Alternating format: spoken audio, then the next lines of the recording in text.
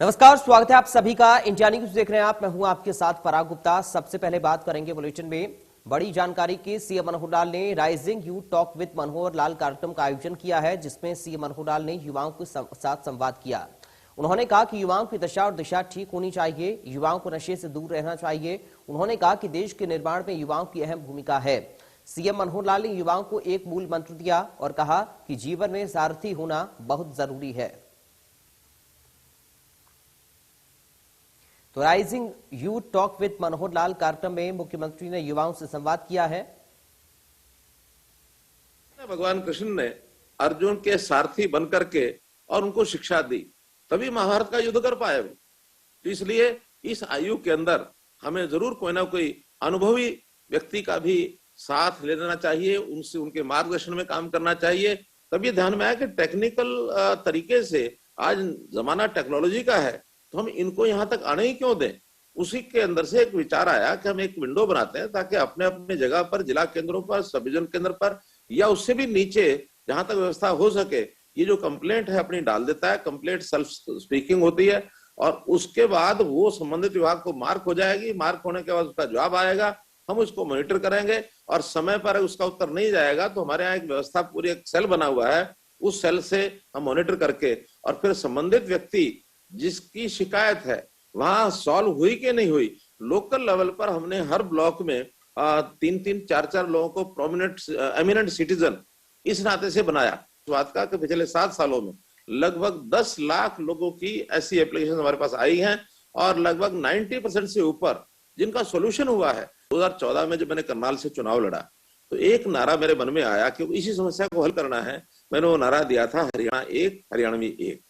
हरियाणा एक, हरियाणवी एक का अर्थ ही है कि हम सब हरियाणा के लोग हैं और हमको हरियाणवी बनकर के रहना है, जातिवादी बनकर के नहीं कि मैं पंजाबी हूं, मैं जाट हूं, मैं ब्राह्मण हूं, मैं उस जाति का व्यक्ति हूं, मैं कोई बैकवर्ड क्लास का हूं, गुर्जर हूं, यादव हूं। ये सारी जातियों के लोग अपने अपने तरीके से जिसको कहना चाहिए, इसको वोट के खातिर जो उपयोग करते हैं, जो इन जातियों के लीडर होते हैं वो इन जातियों को वोट के खातिर बांध के रखते हैं ताकि जाति का नाम लेंगे, क्योंकि जाति तो जिसकी है वो तो पैतृक उसका एक, जब जन्म हुआ है जन्म से जाति है और जन्म से जाति व्यक्ति होती है तो मन में उसे निकलती नहीं है। उसको उभार दो भावनाओं को ताकि उसको अपने साथ जोड़ के रखो।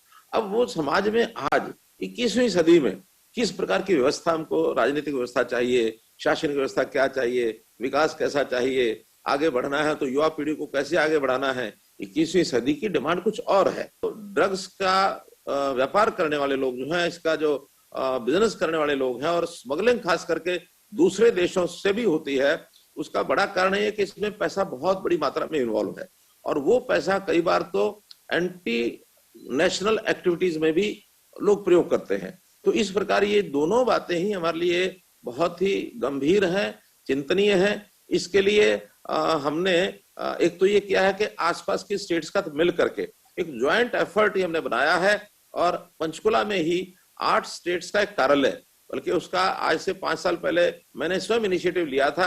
ऐसे सब मुख्यमंत्रियों को और वहां के जो पुलिस के अधिकारी हैं उनको बुलाया था, उसमें से बहुत से सुझाव आए थे और वो हमने एक कोऑर्डिनेशन के लिए एक कार्यालय पंचकुला में बनाया है। सभी प्रदेशों का एक एक व्यक्ति वहां के बैठता है और उसमें डाटा शेयरिंग होता है, उसमें जो भी कोई एक्टिविटीज जहां कहीं चल रही है उनके ऊपर ध्यान रखा जाता है, ज्वाइंट ऑपरेशन होते हैं। और साथ ही हरियाणा के अंदर एंटी नार्कोटिक्स ब्यूरो हमने बनाया है और वैसे तो पिछले क्या, जब से शुरू किया है, हर महीने बहुत बड़ी मात्रा में और इस प्रकार के जो पदार्थ हैं, नशीले पदार्थ, वो पकड़े जाते हैं और पकड़ने के बाद ऐसे लोगों को सजा भी देते हैं।